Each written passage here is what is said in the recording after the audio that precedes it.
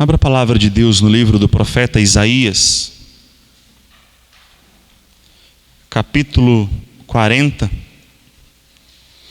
do qual nós leremos os versículos 25 a 31.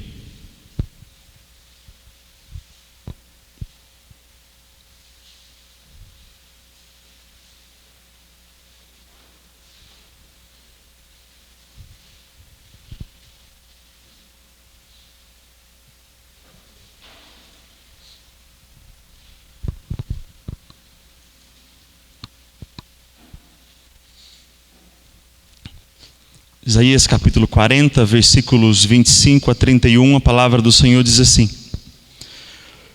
A quem, pois, me comparareis para que eu lhe seja igual? Diz o Santo. Levantai ao alto os olhos e vede. Quem criou estas coisas? Aquele que fez sair o seu exército de estrelas, todas bem contadas, as quais ele chama pelo nome. Por ser ele grande em força e forte em poder, nenhuma só vem a faltar. Porque, pois, dizes, ó Jacó, e falas, ó Israel, o meu caminho está encoberto ao Senhor, e o meu direito passa despercebido ao meu Deus?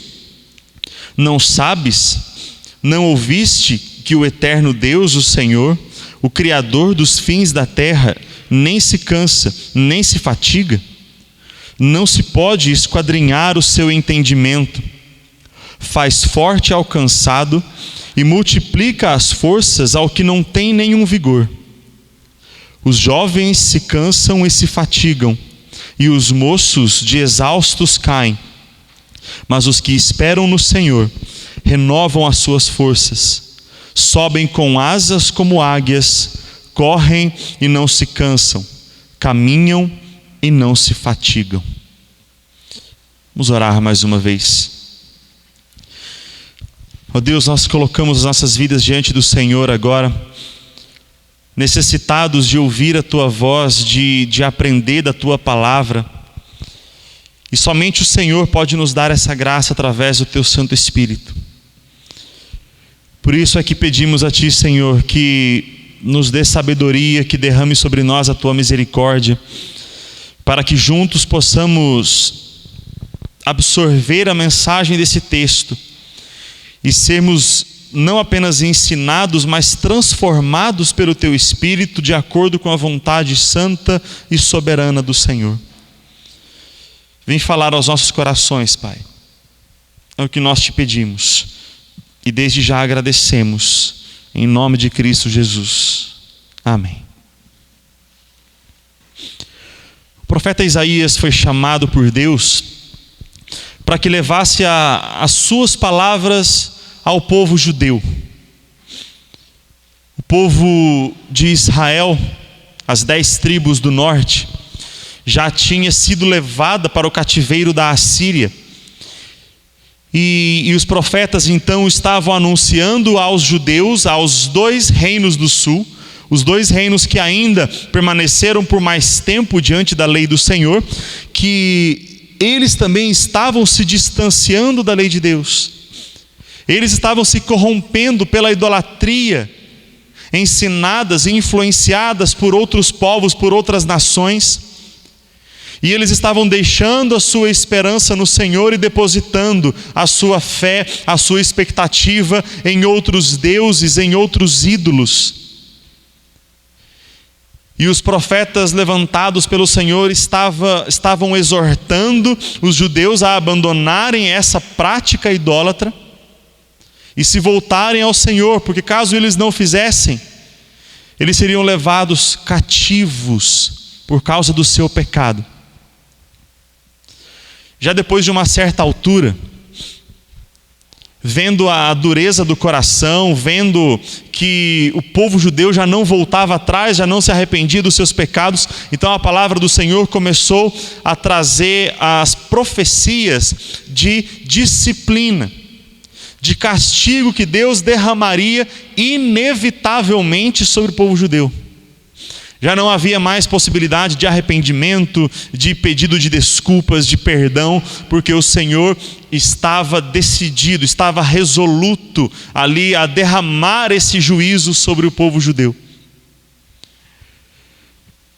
No entanto, irmãos, mesmo quando os profetas ainda anunciavam essa ameaça do Senhor, ele ainda já levava uma palavra de consolo, uma palavra de conforto, que ele mudaria a sorte, que ele mudaria a situação do povo judeu depois que eles tivessem passado por um árduo, por um duro período de disciplina. Eles sentiriam angústias profundas, eles sentiriam dores terríveis. E isso já era profetizado aqui pelas palavras trazidas por Isaías, para que eles refletissem que quando acontecesse, quando finalmente eles fossem levados para o cativeiro, eles se lembrassem de que aquilo era a palavra do Senhor, de que aquilo era a vara do Senhor para trazer a disciplina sobre as suas vidas. Mas apesar disso, o Senhor ainda trazia uma palavra de esperança, junto com a palavra de disciplina, de castigo. O Senhor já enviava uma palavra de restauração, uma palavra que trazia esperança aos corações dos judeus. Por isso, esse texto, esse trecho que nós lemos, faz parte aí do capítulo 40, onde há uma grande transição no livro do profeta Isaías, que é dividido em 3 grandes partes, e essa segunda parte, a partir do capítulo 40, é justamente aquela que traz uma palavra de consolo. Por isso que o capítulo começa dizendo: consolai, consolai o meu povo, diz o vosso Deus. Porque era um povo que sofreria grandes coisas por causa da dureza do seu coração. Passaria por grande disciplina por causa da teimosia do seu coração em não dar ouvidos às palavras do Senhor. E a partir do versículo 25, através do profeta, Deus questiona o seu povo: a quem me comparareis? Quem é igual a mim? E por que o Senhor questiona exatamente isso ao povo judeu? Irmãos, os judeus não haviam abandonado totalmente a lei de Moisés. Eles não haviam abandonado os rituais, os holocaustos, as ofertas que eles faziam ao Senhor, mas eles estavam misturando a lei do Senhor com outras práticas idólatras. Eles ainda estavam servindo ao Senhor seu Deus, mas ao mesmo tempo estavam servindo a Baal, estavam sacrificando aos Baalins, estavam consagrando seus filhos a Moloque, estavam levantando postes ídolos, acreditando que aquela prática aprendida por outras nações traziam uma bênção de fertilização para que eles tivessem muitos filhos.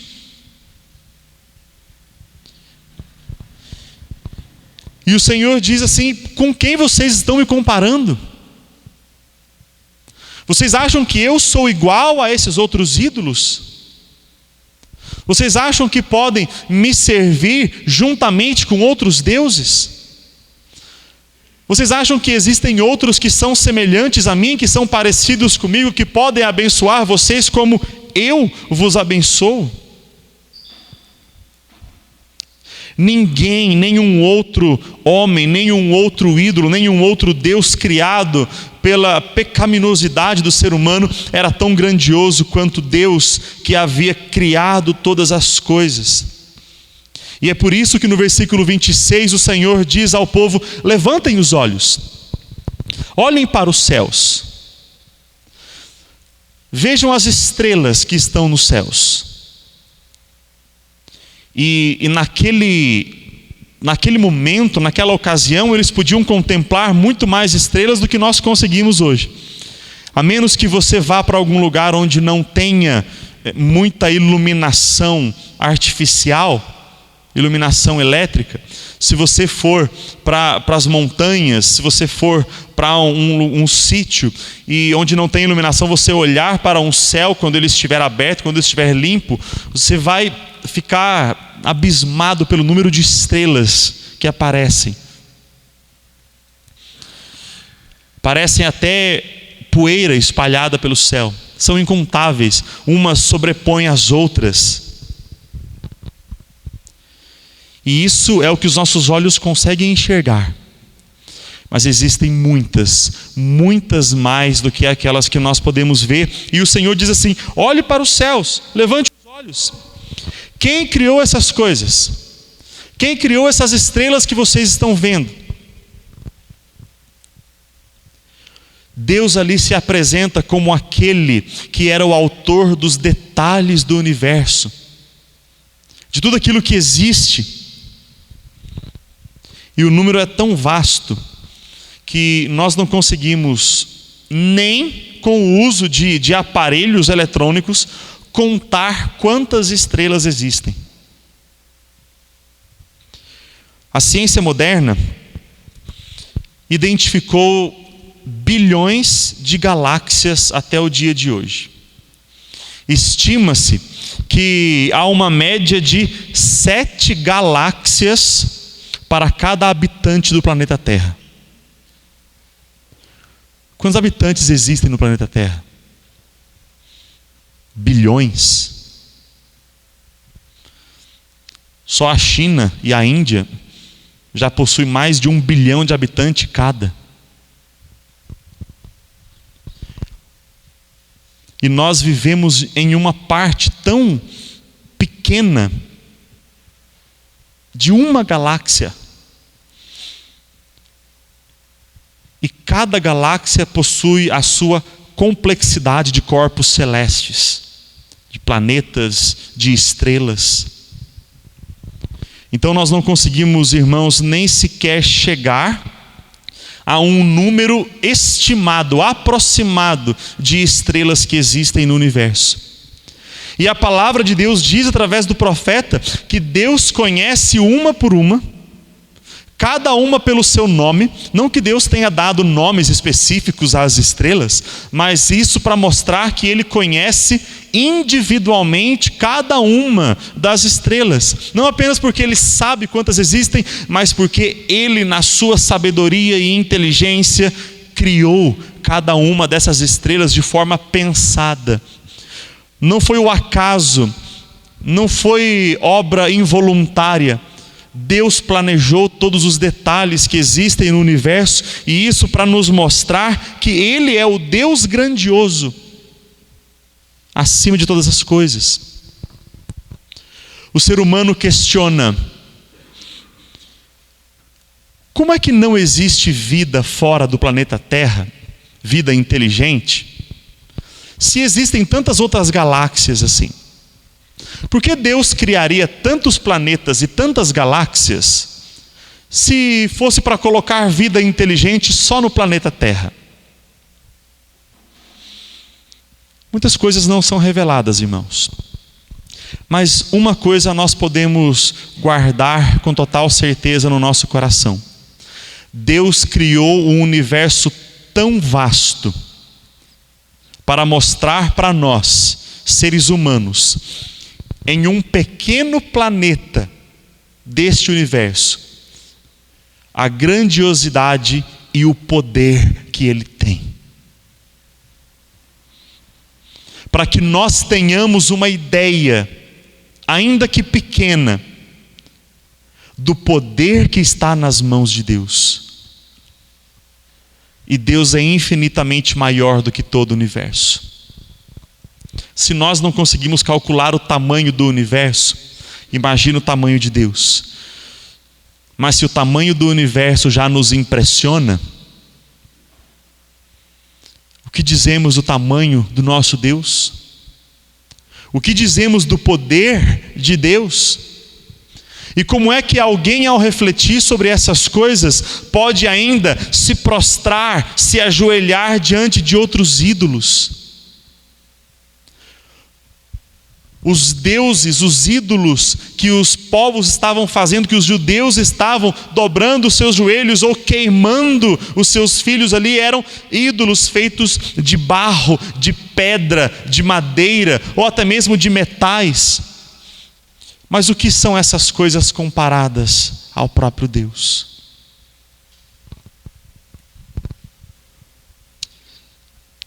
O Senhor é infinitamente maior do que todas as coisas. E os judeus estavam se esquecendo disso.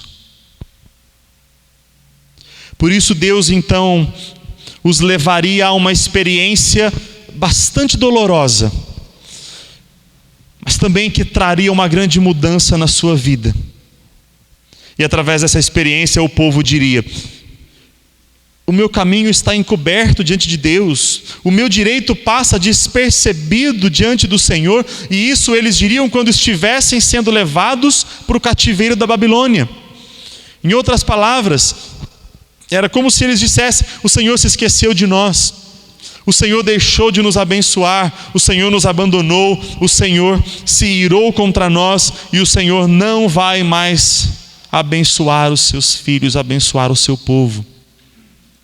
Onde está o Senhor? Por que o Senhor nos abandonou? Eles pensavam que Deus não se importava com eles, mas o que eles não pensavam era na idolatria que eles estavam cometendo contra o Senhor. Era no abandono que eles estavam fazendo da lei do Senhor e da exclusividade de Deus.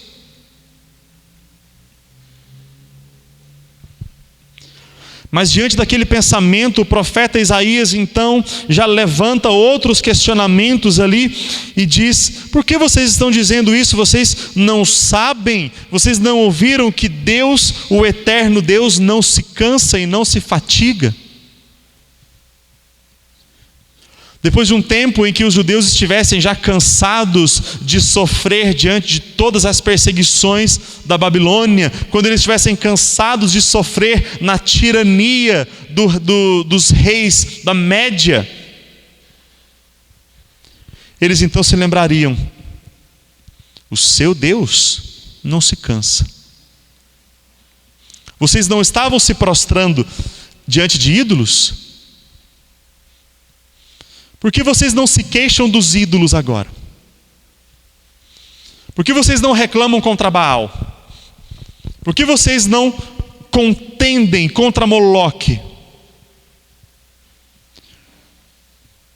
Vocês não se lembram que o seu Deus não se cansa, não se fatiga? Vocês agora estão cansados, não é? Vocês estão sobrecarregados. Vocês estão sofrendo por culpa do seu próprio pecado, por culpa da idolatria, da corrupção dos seus corações. Vocês estão sofrendo, mas lembrem-se de que o seu Deus não se cansa. E o seu pensamento não pode ser esquadrinhado. Ninguém consegue entender todos os propósitos de Deus. Ninguém consegue entender o porquê de Deus fazer isto ou aquilo. Nem sempre nós conseguimos compreender quais são as motivações, quais são os objetivos de Deus por aquilo que faz nas nossas vidas, mas o que nós podemos saber é que Deus não se cansa. E o seu propósito nunca sai do percurso, nunca sai do seu eixo. Deus nunca perde a razão naquilo que Ele faz. E Ele é imensamente superior ao ser humano. E assim, os judeus seriam levados a pensar: quem é o homem para questionar a Deus? Eles estavam questionando: mas cadê o Senhor que já não olha mais para o nosso caminho? Que não estabelece mais a nossa justiça? Onde está Deus? Mas quem é o homem para questionar o Senhor? E foi justamente diante disso que Paulo escreveu aos Romanos e disse como registrado no capítulo 11 de Romanos, dos versículos 33 a 36. Ó profundidade da riqueza, tanto da sabedoria quanto do conhecimento de Deus! Quão insondáveis são os seus juízos e inescrutáveis os seus caminhos! Quem conheceu a mente do Senhor? Quem foi o conselheiro dele? Quem primeiro deu a ele para que lhe venha a ser restituído? Porque dele e por meio dele e para ele são todas as coisas. A ele, pois, a glória eternamente. Amém.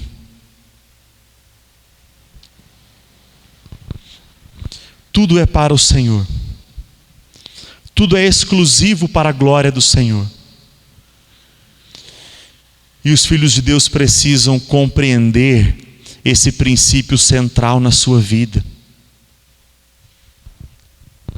Nós não vivemos mais para nós mesmos, nós não vivemos para satisfazer os desejos do nosso coração, nós vivemos inteiramente para agradar ao Senhor.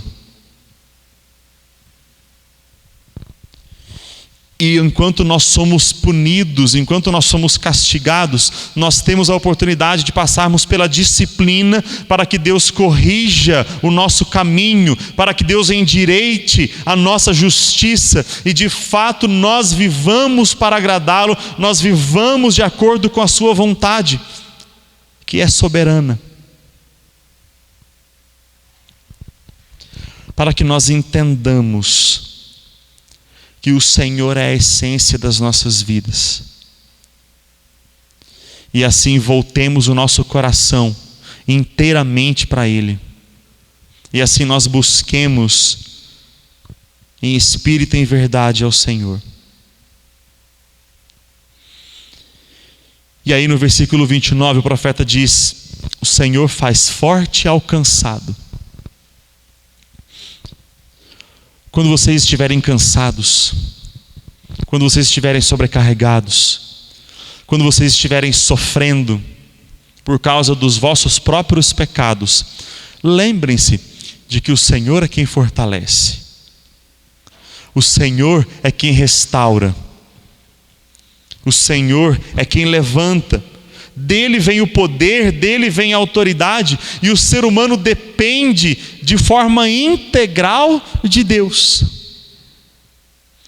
Para todas as coisas, para todos os momentos, para restaurar tanto o vigor físico, mas principalmente o vigor mental, o vigor emocional, o vigor espiritual, o ser humano depende totalmente e exclusivamente de Deus.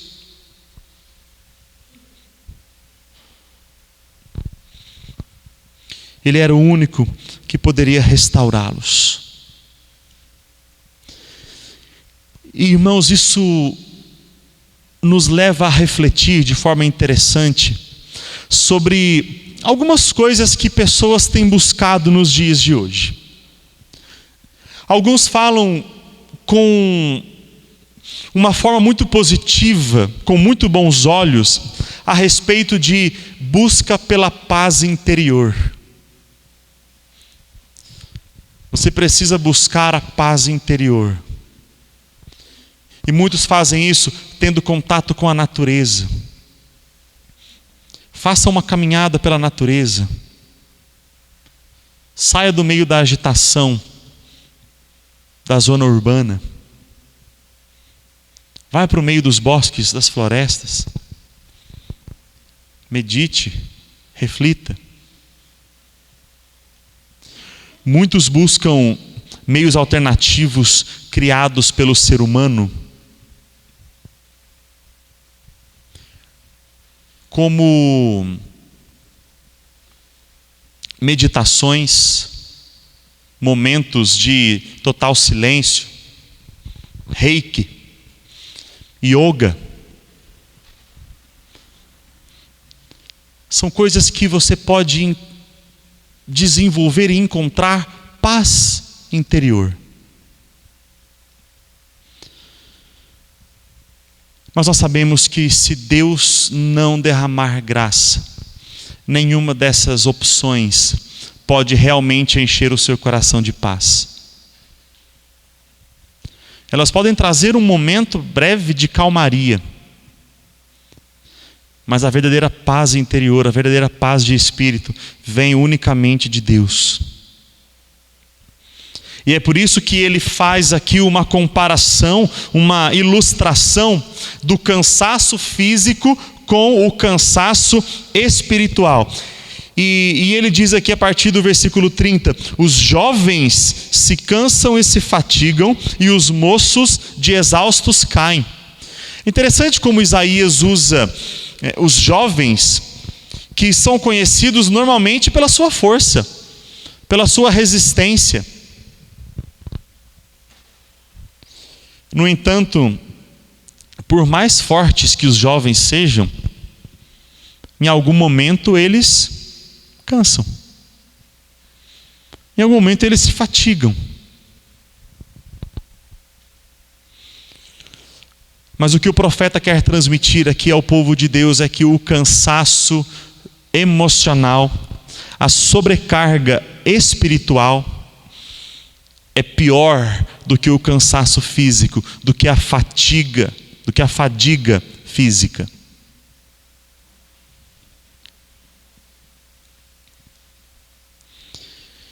E por isso ele conclui, ele arremata a palavra de Deus no versículo 31 dizendo: os jovens se cansam, em algum momento eles se fatigam, eles ficam exaustos, mas os que esperam no Senhor têm as suas forças renovadas.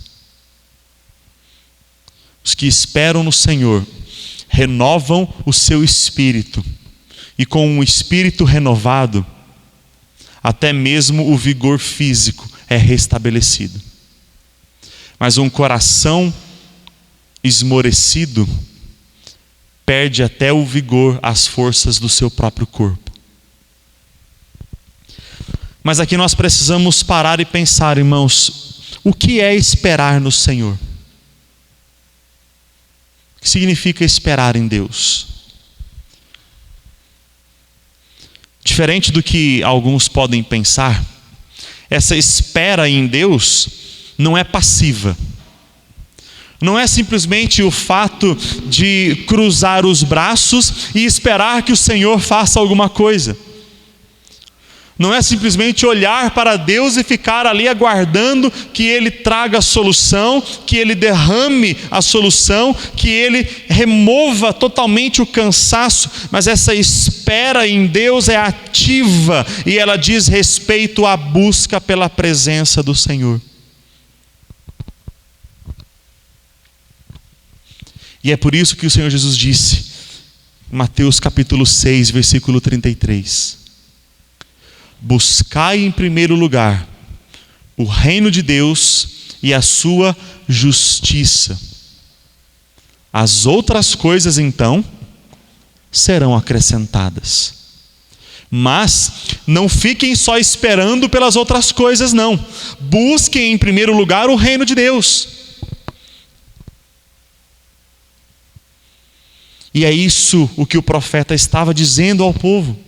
Quando vocês perceberem o grande erro que vocês estão cometendo, quando vocês se sentirem cansados e sobrecarregados como consequência por causa dos vossos próprios pecados, lembrem-se de Deus e voltem a depositar a sua esperança no Senhor.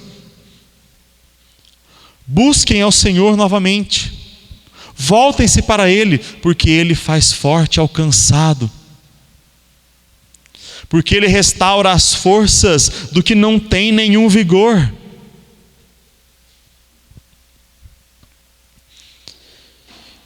Portanto, irmãos, esperar em Deus é depositar a fé exclusivamente nele.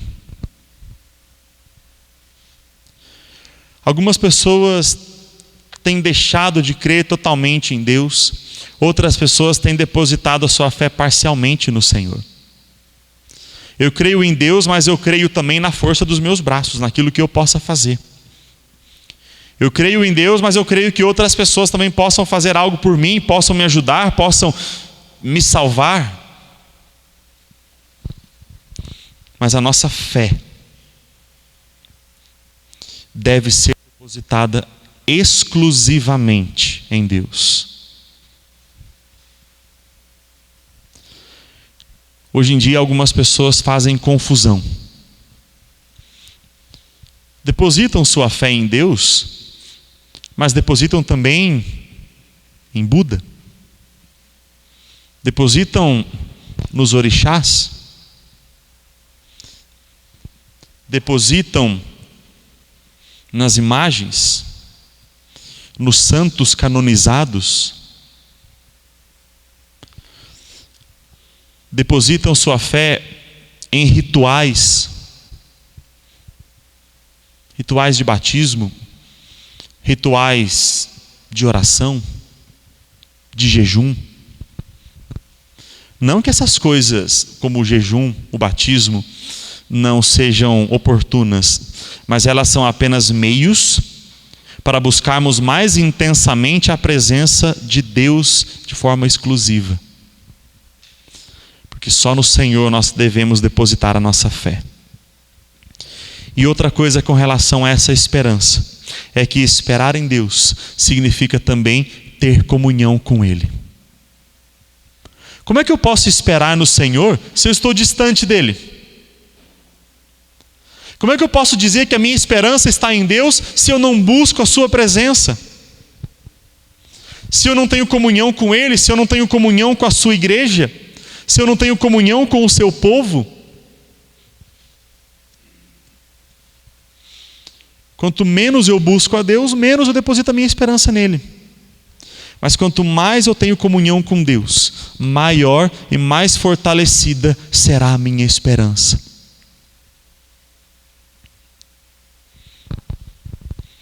E por fim, o profeta utiliza a ilustração da águia.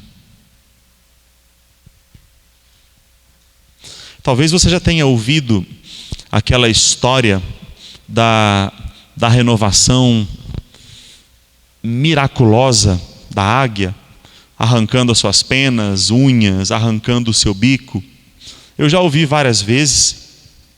Confesso que eu até já usei essa ilustração algumas vezes, mas descobri que ela é mentira.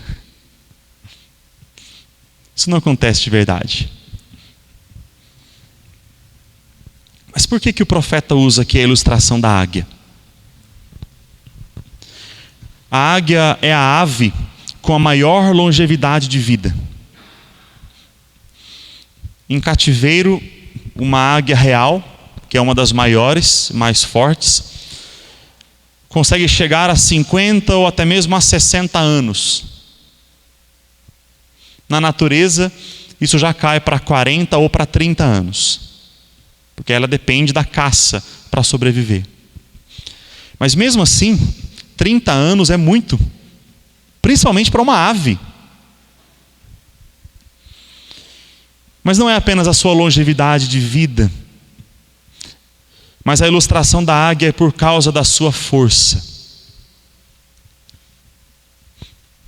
A águia é uma das aves que não tem quase nenhum predador. E isso porque ela constrói o seu ninho nas montanhas mais altas, onde ela é capaz de chegar com o seu voo. Ela é uma das aves que tem um voo mais rápido. Algumas delas chegam a mais de 100 km por hora. E ela é um dos animais que tem a melhor visão dinâmica. Alguns dizem que uma águia consegue enxergar uma presa a até mesmo 8 quilômetros de distância. Então ela dá o rasante e captura a sua presa. E logo volta para o seu ninho, onde ninguém consegue alcançá-la mais. Por isso o Senhor diz que aqueles que esperam nele, eles sobem, eles se levantam, eles têm as suas forças revigoradas e eles sobem como águias. Porque eles são fortalecidos pela graça e pelo poder de Deus. Eles são resistentes como as águias. Eles são fortes como as águias. Mas não numa força física, mas sim na sua resistência espiritual. E somente o Senhor pode trazer a nós essa esperança, essa resistência diante de todas as lutas e tribulações que nós enfrentamos na vida. E eu quero finalizar a mensagem desta noite, irmãos, apontando para a clareza que esse texto traz sobre a pessoa do Senhor Jesus Cristo. Enquanto ele passava pelas cidades, pregando o evangelho e curando os enfermos, ele disse para os seus discípulos: a seara é grande, mas os trabalhadores são poucos. Rogai ao Senhor que mande trabalhadores para a sua seara, porque eu vejo esse povo cansado como ovelhas que não têm pastor. E assim o Senhor Jesus dizia, conforme está lá em Mateus capítulo 11, versículo 28. Vinde a mim, todos os que estáis cansados e sobrecarregados, e eu vos aliviarei. Você já se sentiu cansado, sobrecarregado, diante de algumas tribulações que você teve que enfrentar? O caminho para o seu descanso não é o yoga. Não é se isolar e ficar meditando. O caminho para o seu descanso é buscar estar mais perto do Senhor Jesus Cristo. Mas algumas pessoas parecem tomar a direção totalmente oposta disso. Diante de algumas tribulações da vida, algumas pessoas se afastam ainda mais da presença de Deus. Deixam ainda mais de buscar o Senhor pela sua palavra, pelas orações, e assim ficam mais distantes de Cristo. E quanto mais distantes de Cristo elas ficam, mais elas vão se sentir cansadas, sobrecarregadas. E a oferta, irmãos, está diante dos nossos olhos aqui. O segredo para o descanso da alma, o segredo para o alívio do coração é buscar a presença de Cristo, é estar com Cristo. Mesmo que você tenha que carregar uma cruz, mesmo que você tenha que ir rastejando, mas vá em direção a Cristo. Porque é só ali que está o seu descanso.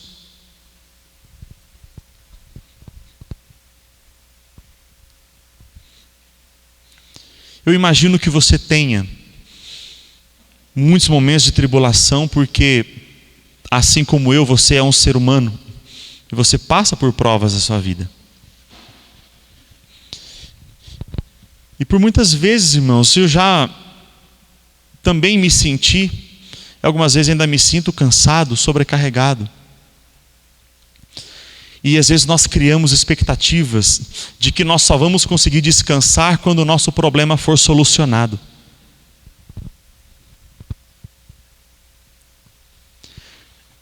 Eu olho para Isaías e olho para outros profetas e começo a meditar sobre a sua história, sobre como eles pregavam a palavra de Deus, sobre como eles falavam aquilo que o Senhor dizia, exortando, chamando a atenção do povo, dizendo para os israelitas, dizendo para os judeus: voltem-se para o Senhor, vocês estão caminhando para longe, vocês estão abandonando a Deus, voltem-se para o Senhor.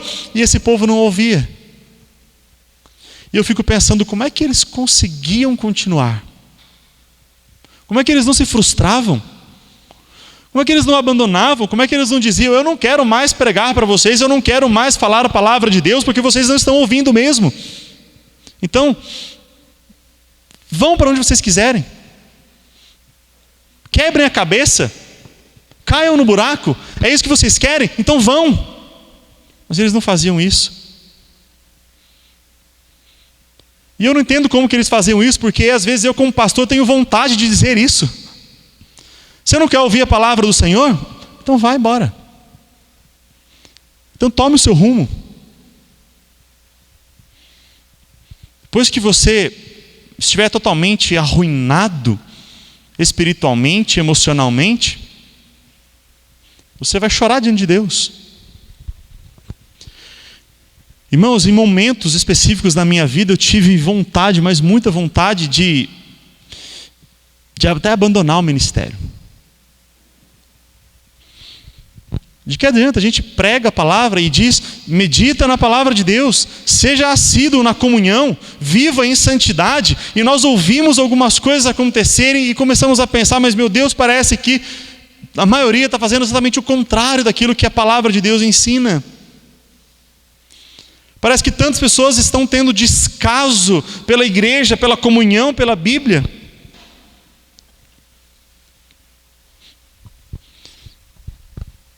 E esse desânimo, eu consigo entender que era justamente porque a minha expectativa era de que a igreja ouvisse isso e mudasse o seu caminho. Não, essa palavra realmente tocou no fundo do meu coração, eu preciso ter mais compromisso com Deus, e toda a igreja a partir de agora será assídua, firme e frequente. Se eu esperar isso para trazer ânimo ao meu coração, eu não vou encontrar esse caminho nunca.